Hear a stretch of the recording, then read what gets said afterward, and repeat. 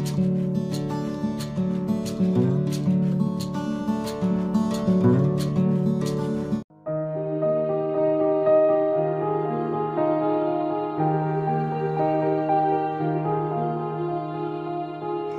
মই পনীৰৰ এবিধ ৰেচিপি আপোনালোকক বনাই দেখুৱাম।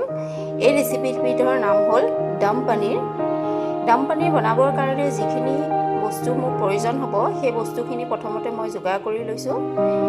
প্ৰথমতে মোক লাগিব পিঁয়াজখিনি মই কাটি লৈছোঁ। অলপমান আদা নহৰু লাগিব, জালুক আৰু দুটামান লং, তেজপাত আৰু শুকান জলকীয়া দুটাও লৈছোঁ আৰু পনীৰখিনি মই জোখমতে কাটি লৈছোঁ। কেৰাহীত মই তেল দিছোঁ। মই এতিয়া পনীৰখিনি ইয়াতে ফ্ৰাই কৰি লওঁ। তেলখিনি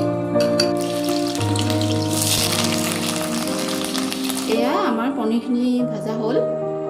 এতিয়া এইখিনি তেলতে মই পিঁয়াজখিনিও ভাজি লওঁ।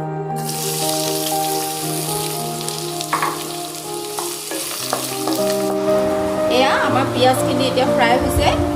এতিয়া এই ফ্ৰাই হোৱা পিঁয়াজখিনি মই উঠাই লৈ পেলাই এইখিনি মই মিক্সিত গুড়া কৰি ৰাখি থ'ম। পিছত ব্যঞ্জনটোত আকৌ পিছত ব্যৱহাৰ কৰিম।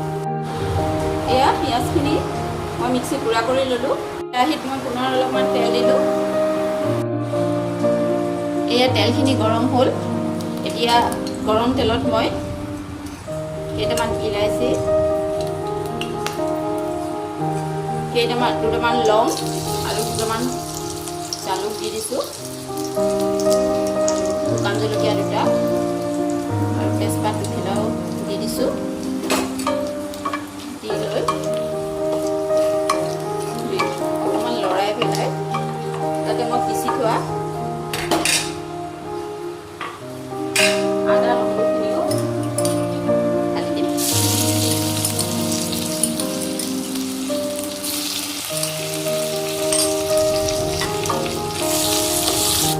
এতিয়া ইয়াত মই পিচি থোৱা পিঁয়াজখিনি দিম।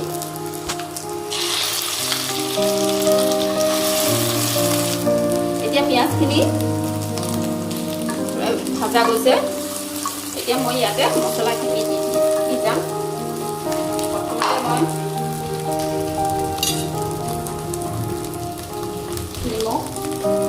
অলপ নিমখ দিলোঁ।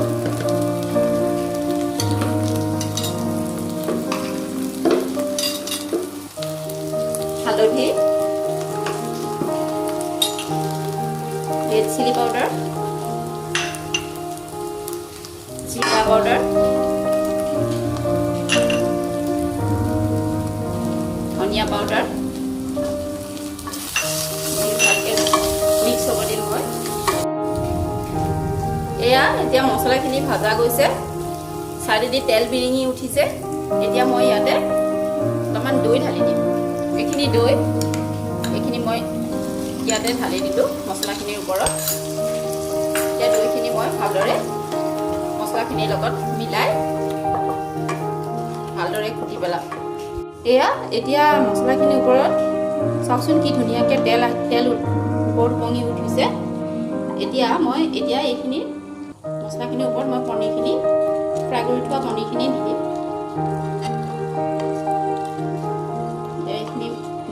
পনীৰখিনি দি মই ভালদৰে লৰাই তাতে এতিয়া মই অলপমান পানী দিম। পানী দিলোঁ। পনীৰখিনিত মই পানী দিয়াৰ পিছত এতিয়া ঢাকি দিম। এয়া প্ৰায় 15 মিনিট পাৰ হৈ গ'ল। এতিয়া মই খুলি চাওঁচোন। দম পনীৰখিনি ৰেডি হৈ গ'ল।